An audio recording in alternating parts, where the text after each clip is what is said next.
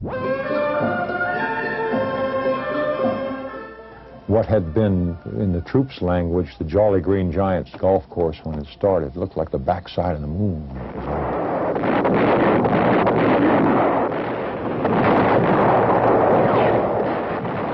This Defense Department film is an official version of the siege of Knxt. The men have their own stories. From January 21st to March 31st, 1968, it was the scene of one of the most bitterly fought and highly publicized battles of the Vietnam War. Even the bare statistics explode on the consciousness like so many hunks of shrapnel.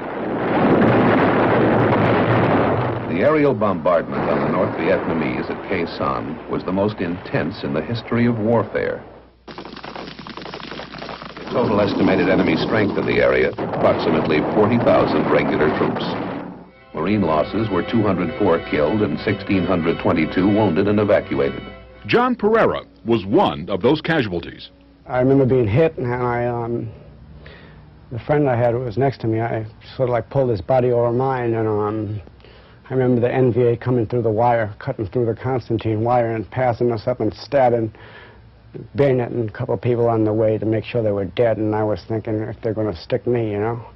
And I was just frozen with fear, but I remember being stuck, and I got stuck in the pelvis. Hi, Josephine. How you doing? We're going to take an X-ray, all right? John Pereira hasn't escaped the wounded and the dying, but now he's on the other side, taking pictures of damage done in civilian life's lesser battles. A radiology technician at County USC Hospital, John's ongoing struggle is also a legacy of Knxt.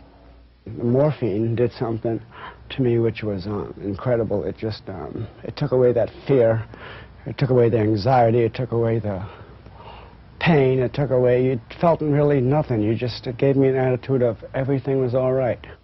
Make no mistake, John Pereira was a good Marine. I got a sense of excitement out of the killing and the, you know, sex, the violence that went along with doing different things and proving a man. He proudly showed me his medals. He was awarded the Navy Cross, the Silver Star, the Purple Heart, the Vietnamese Cross of Gallantry. Only a few are left. These are just miniatures. These are only two big medals. Most of my medals I sort of hand-carried back to Washington. And I'm sorry I did that now and threw them back during 1972 to Washington demonstration. Today, John's drug dependency eases his nightmares, but robs him of his dreams. That constant amount of thinking and cross-thinking and trying to figure things out and shit in your brain going, you know, I'm naturally hyper anyway, but, you know, that thought process that went on, I just wanted to shut down. I just wanted to stop thinking. I just wanted to you know, be at ease, and opiates gave me this.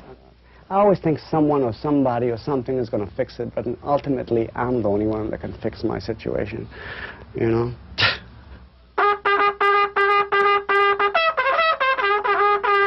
Joe Abadili has little time and no sympathy for vets with problems like John Pereira's.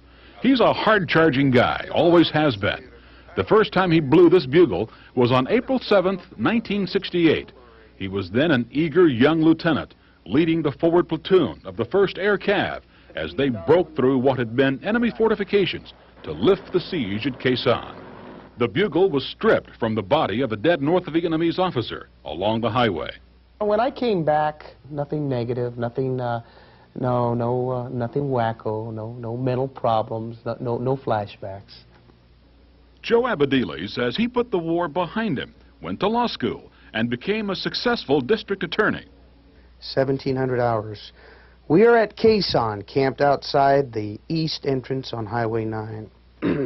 Joe Abadili kept a diary of his thoughts while in Vietnam. We asked him to read aloud from it for the first time since his days there. I'm writing by moonlight. I'm sitting on guard at a bunker. I can see to the west, Laos, where flares are shot over the mountains.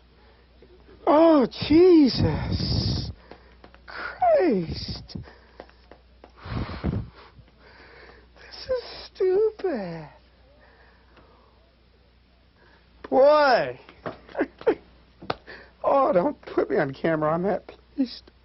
This is dumb. What's dumb about it? I mean, why do you think it's dumb? I mean, it's an honest emotion. You know, you went through a lot of bad stuff over there. But you forget it. So you forget it, you put it out of your mind. You see, that's the secret. You do other things and you put it out of your mind. 2 Vietnam veterans still fighting the war, even though one didn't know it. Tomorrow, the story of 2 men who started with nothing. Their paths crossed in Vietnam, but they went in completely opposite directions. One is now a millionaire. The other can't hold a job. Jess? Former Lieutenant's tears just came spontaneously as he read. Absolutely. He just started reading, and he was a very macho kind of person. And he really spoke with disdain of the people who couldn't handle the emotion of the war. He started reading the diary, and just a spontaneous, lost it, as they say. Holding it in probably for all these years. Suppressing it. Yeah. He thinks he has dealt with it, and obviously he hasn't. It might have even been therapeutic. I hope so. But he's probably not alone. I'm sure he isn't. Thank you, David. Next up tonight, although it doesn't seem very important now, Pepsi tries to pour it on Coke with a new ad campaign. And Bill Stout reports from Europe, where some of the world's leaders are talking about war and peace.